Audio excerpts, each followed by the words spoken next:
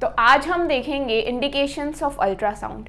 तो इसके अंदर सबसे पहले है सॉफ्ट टिश्यू शॉर्टनिंग, मतलब अगर कोई भी लिगामेंट या फिर टेंडन या फिर जॉइंट कैप्सूल वो शॉर्टनड हो गया है तो उसकी वजह से क्या होगा कि अब हमारा जो रेंज ऑफ मोशन है वो लिमिटेड हो जाएगा। तो उस टाइम पे हम अल्ट्रासाउंड दे सकते हैं ताकि जो फ्लेक्सिबिलिटी है या फिर रेंज ऑफ मोशन है उस पार्ट की वो इंक्रीज हो सके। जैसे फॉर एग्जांपल किसी के एडेसिव कैप्सुलाइटिस है, मतलब फ्रोजन शोल्डर है, तो उसमें क्या होगा कि अब उसका अबडक्शन, एक्सटर्नल रोटेशन, सबकी जो रेंज ऑफ मोशन है वो कम हो जाएगा। तो इस टाइम पे अपन क्या कर सकते हैं, कंटिन्यूस मोड के ऊपर हम अल्ट्रासाउंड दे सकते हैं, क्योंकि कंटिन्यूस मोड में क्या होगा, उसको थर्मल इफेक्ट्स आएंगे। थर्मल इफेक्ट्स मतलब कि वहाँ पे ब्लड सर्कुलेशन इंक्रीज होगा, जो फ्लेक्सिबिलिटी है वो इंक्रीज होगी, क्योंकि एडेसिव कैप्सुलाइटिस के अंदर क्या होता है कि जो जॉइंट होता है, जो कैप्सूल होता है वो अडहेयर हो जाता है, वो टाइट हो जाता है, वो थिक हो जाता है। और कैप्सूल क्या होता है, उसके अंदर कोलेजन फाइबर्स बहुत ज़्यादा होते हैं, ठीक है। तो उस वजह से क्या होगा, जिसके अंदर कोलेजन कंटेंट अच्छा होता है वो अच्छे से एब्जॉर्ब कर लेता है अल्ट्रासाउंड को और अच्छा थर्मल इफेक्ट दिखता है उनके अंदर। तो हम कंटिन्यूस मोड के अंदर देंगे ताकि उसमें थर्मल इफेक्ट दिखे। और दूसरा, हम जो इंटेंसिटी है वो 1 से 2.5 तक ले सकते हैं।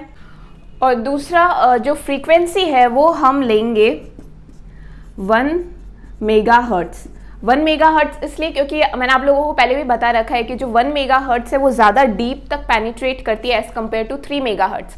लेकिन सपोज करो कोई ऐसा जैसे टिश्यू है जो सुपरफिशियल है, तो उस टाइम पे हम 3 मेगाहर्ट्ज़ भी ले सकते हैं, क्योंकि वो सुपरफिशियल हीटिंग ज़्यादा अच्छी करता है। इस केस के अंदर हम लेंगे 1 मेगाहर्ट्ज़, क्योंकि हमें कैप्सूल को हीट करना है।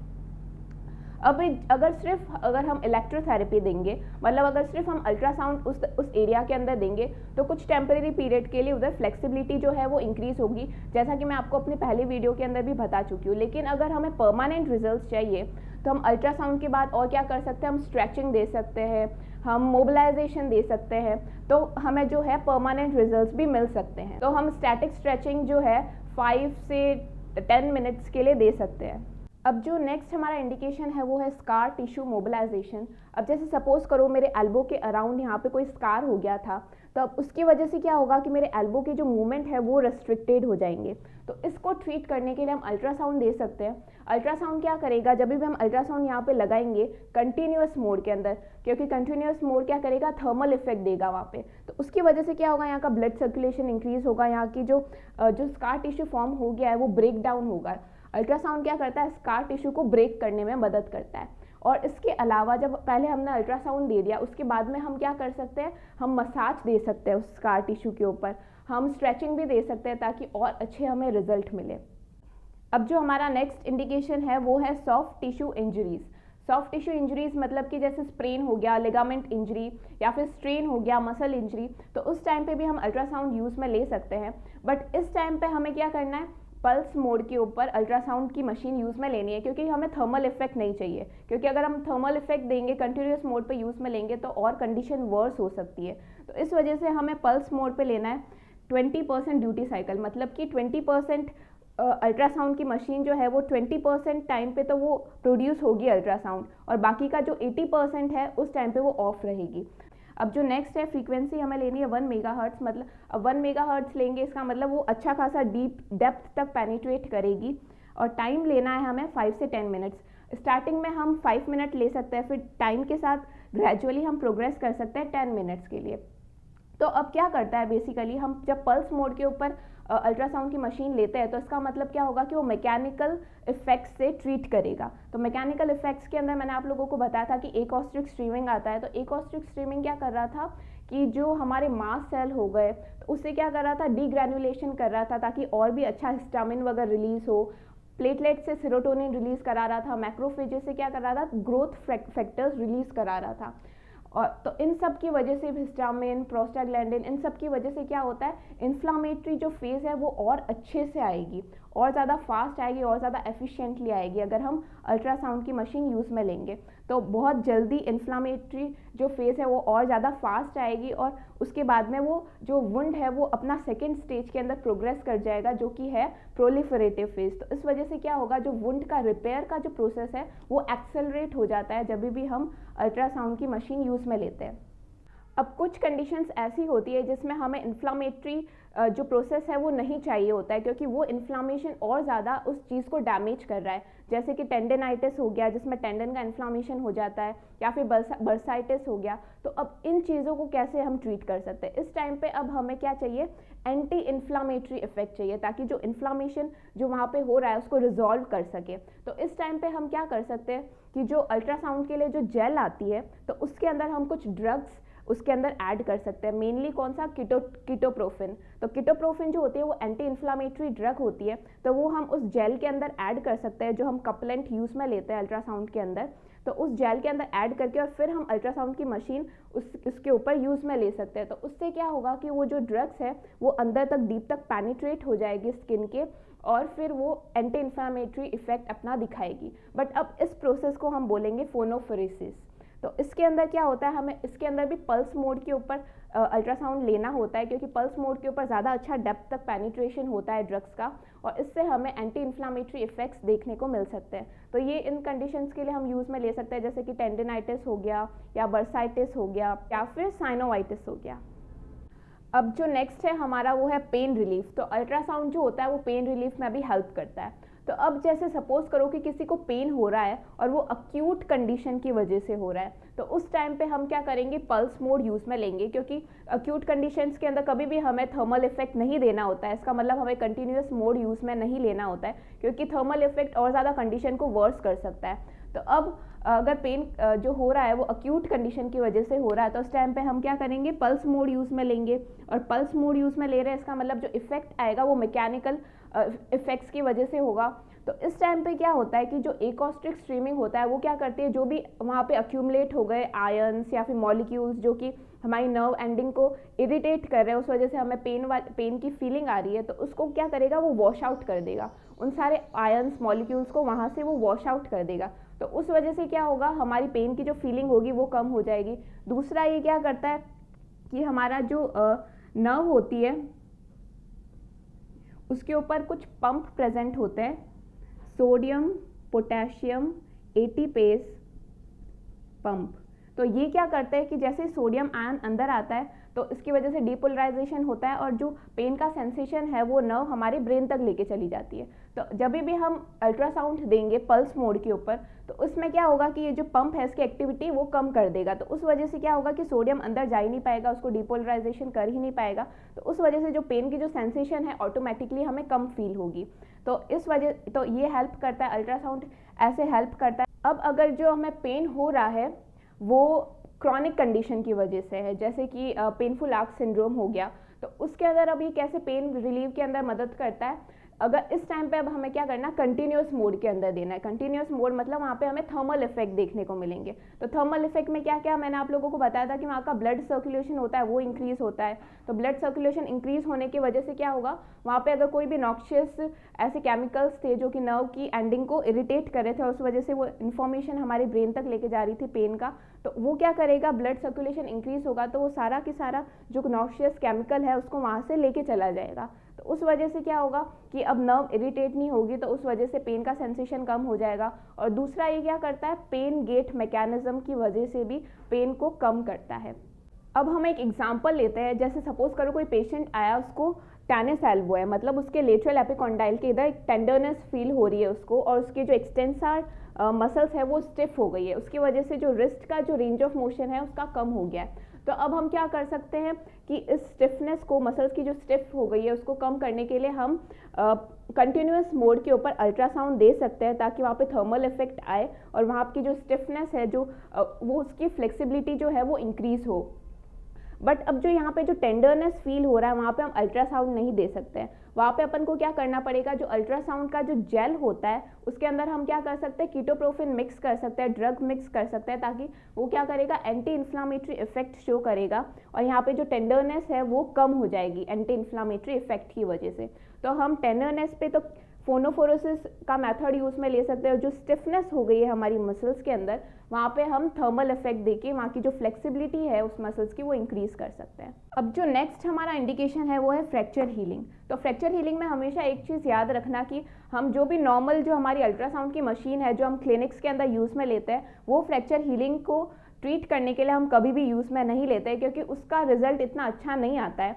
तो फ्रैक्चर को हील करने के लिए हम जो यूज़ में लेते हैं वो है lips, low intensity pulse ultrasound, इसका फुल फॉर्म होता है। तो इसके अंदर क्या होता है, ये जो होता है वो ज़्यादा अच्छा होता है हमारे फ्रैक्चर्स को हील करने के लिए, भले ही वो डिलेड यूनियन हो। डिलेड यूनियन मतलब जितना नॉर्मल टाइम लगना चाहिए फ्रैक्चर को हील होने में उससे भी ज़्यादा टाइम हो गया बट अभी तक फ्रैक्चर हील नहीं हुआ, या फिर नॉन यूनियन हुआ हो। नॉन यूनियन मतलब कि वो फ्रैक्चर जो है वो हील ही नहीं हो रहा है। तो ऐसी कंडीशंस के अंदर भी जो लिपस होता है वो अच्छे से काम करता है फ्रैक्चर को हील करने के लिए। तो इसके अंदर जो होता है लिपस को हम एक्सोजन भी बोलते हैं, और इसके अंदर हम पल्स्ड अल्ट्रासाउंड यूज़ में लेते हैं। पल्स मतलब कि 20% ड्यूटी साइकिल। 20% ड्यूटी साइकिल अभी भी मैंने आपको पहले भी बताया था कि 20% तो वो ऑन रहेगी और बाकी का जो 80% है वो ऑफ रहेगी अल्ट्रासाउंड। तो ये 20% ड्यूटी साइकिल होता है। जो फ्रीक्वेंसी होती है वो हम 1.5 मेगाहर्ट्ज़ इसमें लेते हैं, और जो इंटेंसिटी होती है वो काफ़ी कम होती है इसके अंदर। और इसके अंदर जो इंटेंसिटी होगी वो होगी 0.03 वॉट पर सेंटीमीटर स्क्वायर।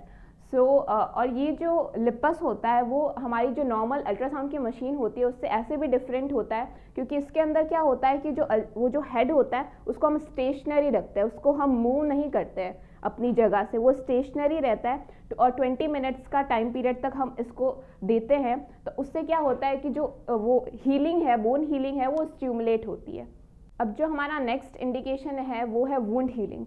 तो वुंड हीलिंग के अंदर दो आते हैं, जैसे कि प्रेशर सोर्स हो गए या फिर सर्जिकल इंसिशंस हो गए। तो अगर प्रेशर सोर्स वगैरह है तो वो इतना अभी तक प्रूव नहीं हुआ है कि अल्ट्रासाउंड सही में इसके लिए इफेक्टिव होता है।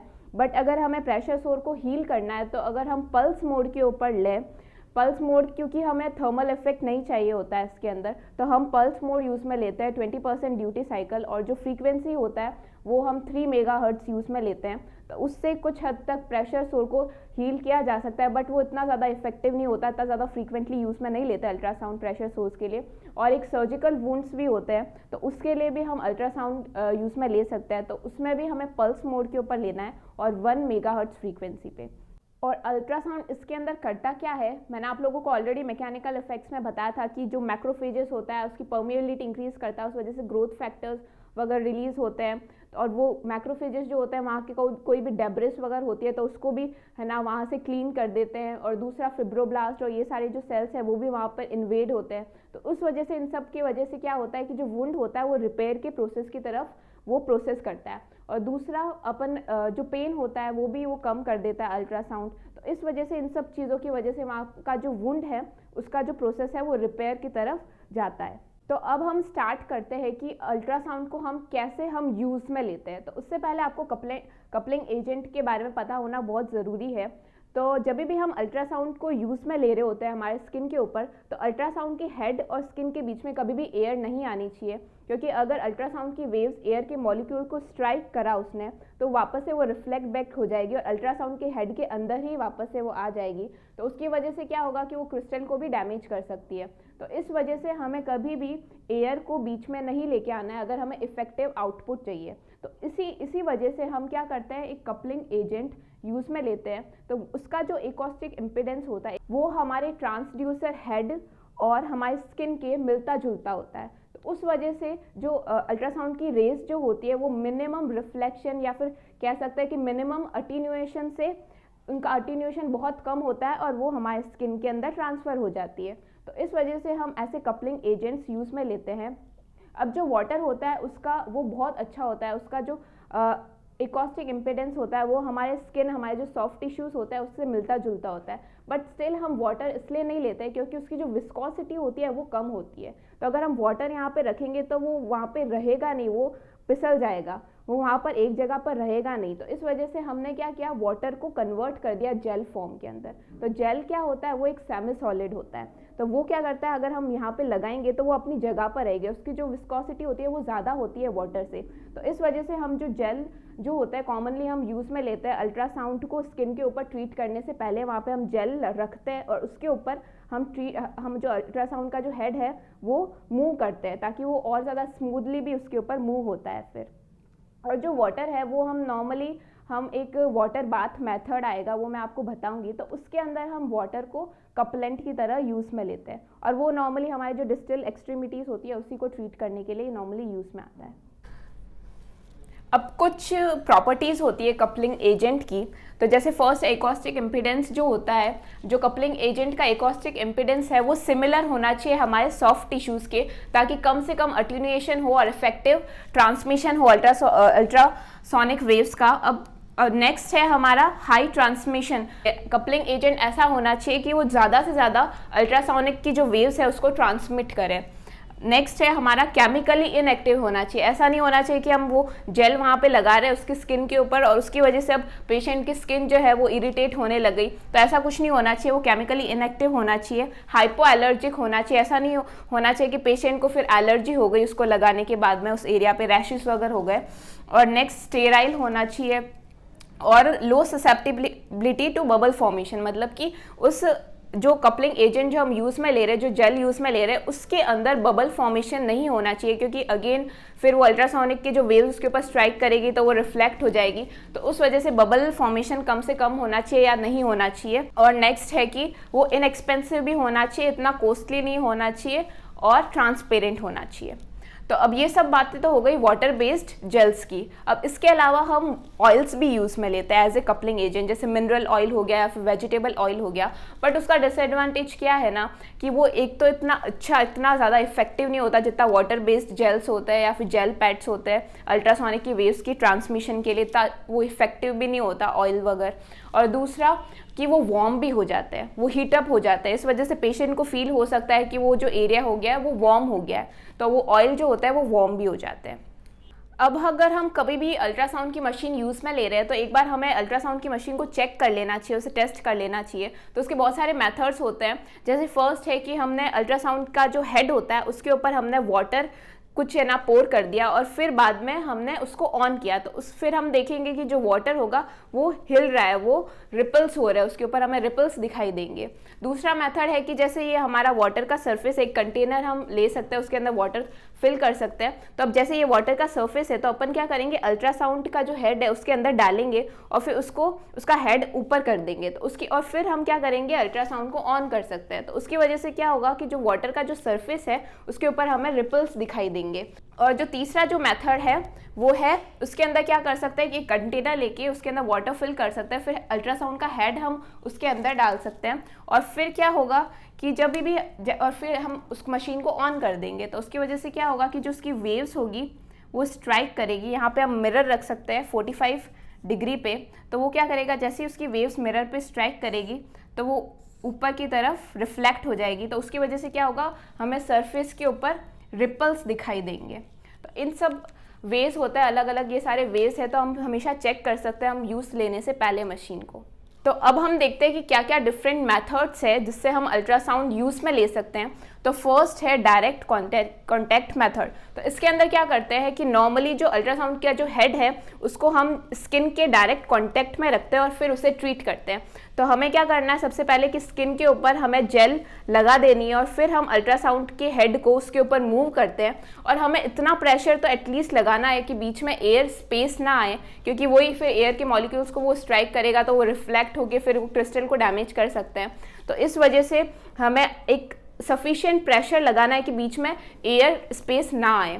और दूसरा कि हम जो अल्ट्रासाउंड के हेड को जो मूव कर रहे हैं उसकी स्पीड होनी चाहिए 4 सेंटीमीटर पर सेकेंड की स्पीड से हमें उसको मूव करना है और हमेशा मूव करते रहना, हमें स्टेशनरी कभी नहीं छोड़ना है। ऐसा नहीं है कि आप बातें करने लग गए और वो अल्ट्रासाउंड का हेड वहाँ पर ही रहा तो उसकी वजह से फिर पेरियोस्टियल बर्न होने के चांसेस हो सकते हैं। तो इस वजह से हमें हमेशा मूव करते रहना है। और मूव कैसे कर सकते हैं हम, अल्ट्रासाउंड का जो हेड है उसको हम ऐसे ऐसे मूव कर सकते हैं जिसको बोलते हैं ट्रांसवर्स मूवमेंट, या फिर हम सर्कल्स के फॉर्म में भी मूव कर सकते हैं।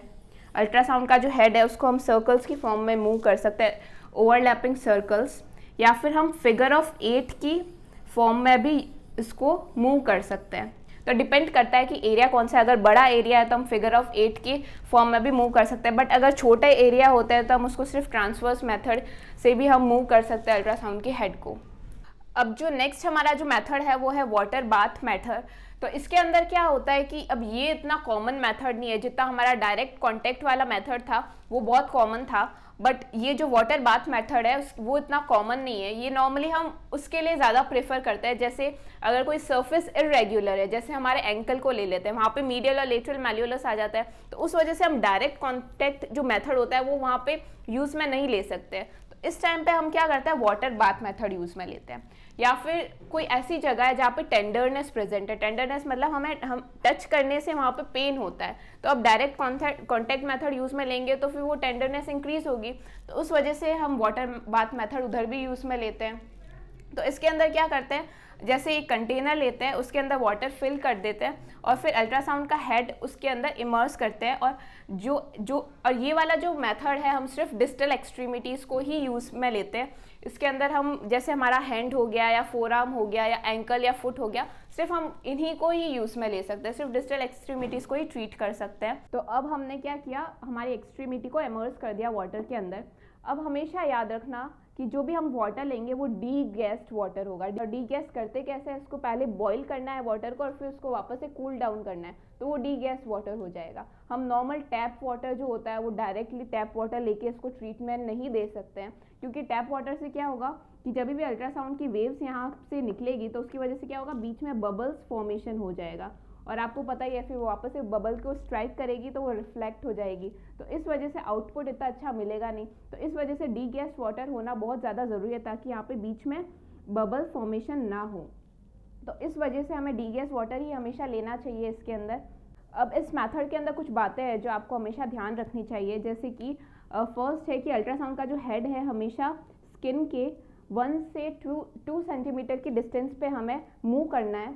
और दूसरा कि जो हम कंटेनर ले रहे हैं अगर वो प्लास्टिक का है तो उसकी वजह से क्या होगा कि अब जब अल्ट्रासाउंड की जो वेव्स निकलती है ना वो थोड़ी बहुत तो रिफ्लेक्ट होती है, उस वजह से जो वाटर है वो वार्म हो जाता है। तो अगर प्लास्टिक का कंटेनर हम लेंगे तो प्लास्टिक का कंटेनर क्या करेगा, उस एनर्जी को एब्जॉर्ब कर लेगा, तो उस वजह से जो आउटपुट होगा वो हमारा इतना एफिशिएंट नहीं जाएगा स्किन के ऊपर। तो इस वजह से हमें क्या होता है, डोज को इंक्रीज करना पड़ता है 30 से 50%। और लेकिन अगर हम मेटल का कंटेनर यूज़ में ले रहे हैं तो उसके अंदर क्या होता है कि जो मेटल का जो कंटेनर होता है वो एब्जॉर्ब नहीं करता है अल्ट्रासाउंड की जो वेव्स होती है, तो इस वजह से इस टाइम पे हमें उस डोज को इंक्रीज़ करने की कोई ज़रूरत नहीं है। और तीसरा कि जब भी हम अल्ट्रासाउंड यहाँ पे यूज़ में ले रहे हैं तो जो थेरेपिस्ट का जो हैंड है वो कभी भी वाटर के अंदर नहीं जाना चाहिए, वो हमेशा वाटर के बाहर ही उसको पकड़ के अल्ट्रासाउंड को यूज़ में लेना है। वो कभी भी वाटर के अंदर अपना हाथ नहीं डालना, क्योंकि जब वो अपना हाथ वाटर के अंदर डालेगा तो उसकी वजह से क्या होगा कि जो अल्ट्रासाउंड की जो वेव्स है जो वाटर के अंदर भी है तो वो क्या हो जाएगी, वो एब्जॉर्ब हो जाएगी उसके हाथों में भी। तो इस वजह से हमेशा उसको अपना हाथ वाटर के बाहर ही रखना है। लेकिन कभी कभी अगर कोई ऐसी सिचुएशन है जिसमें वो अवॉइड नहीं कर सकता अपना हाथ बाहर रखना, तो उसको क्या करना है, ऐसा प्लास्टिक का या फिर रबर का एक स्ट्रॉन्ग ग्लव्स हाथों में पहनना है ताकि कम से कम जो अल्ट्रासाउंड की एनर्जी है वो एब्जॉर्ब हो सके। अब जो नेक्स्ट हमारा जो मेथड है वो है वाटर बैग मेथड, ठीक है। तो इसके अंदर क्या होता है, हम एक बैग यूज़ में लेते हैं, तो इस वजह से इसको वाटर बैग मेथड बोलते हैं। तो ये भी हम उसके लिए यूज़ में लेते हैं जो इरेगुलर सर्फेसिस होती है, तो उन जगहों को ट्रीट करने के लिए हम वाटर बैग मेथड यूज़ में लेते हैं। तो अब इसके अंदर क्या होता है, एक प्लास्टिक या फिर रबर का एक बैग होता है जिसके अंदर हम वाटर फिल कर देते हैं, और वो वाटर कौन सा होता है, डी गैस्ड वाटर, ताकि उसके अंदर जो मॉलिक्यूल्स या फिर जो बबल्स फॉर्म ना हो, ताकि जो अल्ट्रासाउंड का जो आउटपुट है वो अच्छा रहे। तो इस वजह से हम एक बैग यूज़ में लेते हैं जिसमें डी गैस्ड वाटर फिल्ड होता है। और जब भी हम यूज़ में लेते हैं, जैसे ये हमारी स्किन की सरफेस है, ये हमारी स्किन है और ये हमारा वाटर बैग है और ये हमारा अल्ट्रासाउंड हम यूज़ में ले रहे हैं, तो इसके बीच में अल्ट्रासाउंड के हेड और बैग के बीच में और ये जो बैग है और स्किन के बीच में हम कपलेंट यूज़ में लेंगे। इन दोनों के बीच में भी हम कपलेंट लगाते हैं, जो जेल है हमारा वो लगाते हैं। और क्योंकि अब क्या हो रहा है कि अल्ट्रासाउंड की जो वेव्स है उसको बहुत सारी लेयर्स को पास करना पड़ रहा है, तो इस वजह से जो इंटेंसिटी होती है वो भी हमें इसमें इंक्रीज करनी होती है। और दूसरा, हम ये जो बैग है इसकी जगह पे हम जो सर्जिकल ग्लव्स आता है वो भी हम यूज़ में ले सकते हैं। जो हमारा लास्ट मेथड है वो है gel pads for open wound. तो इसके अंदर क्या होता है कि अगर हमारे ओपन वुंड हो रखा है तो उसके ऊपर हम डायरेक्ट अल्ट्रासाउंड का हेड यूज़ में नहीं ले सकते हैं, क्योंकि उसकी वजह से क्या होगा, एक तो हमारा ओपन वुंड है तो इन्फेक्शन ट्रांसमिशन के भी चांसेस बढ़ जाते हैं, दूसरा वो स्किन को और ज़्यादा डैमेज कर सकता है। तो इस टाइम पे हमें क्या करना है कि एक स्टेराइल शीट्स आती है पॉलीएक्राइलामाइड जेल की या फिर अगार जेल पैड्स की, ऐसे स्टेराइल शीट्स आती है, वो हम ओपन वुंड के ऊपर रख सकते हैं और फिर हम अल्ट्रासाउंड का जो हेड है वो यूज़ में ले सकते हैं। वो जो शीट है स्टेराइल शीट्स, उसके ऊपर जब हम अल्ट्रासाउंड का हेड मूव कर रहे होंगे तो उसके बीच में भी हमें कपलेंट यूज़ में लेना है, ताकि क्या होगा, स्मूथ हम मूवमेंट कर पाएंगे हेड का। और ये जो स्टेराइल शीट्स होती है वो 3 mm थिक होती है, और जैसे ये हमारा यहाँ पे ओपन वुंड था, ये हमारा हैंड था और ये हमारा ओपन वुंड था यहाँ पे, तो उसके ऊपर हम पहले स्टेराइल शीट रखेंगे और फिर हम अपना कपलेंट लगा देंगे और फिर उसके ऊपर अल्ट्रासाउंड का ट्रीटमेंट देंगे। तो ये हमारा लास्ट मेथड था। आई होप कि आपको सब ये मेथड समझ में आए होंगे। तो please like, share and subscribe to my YouTube channel.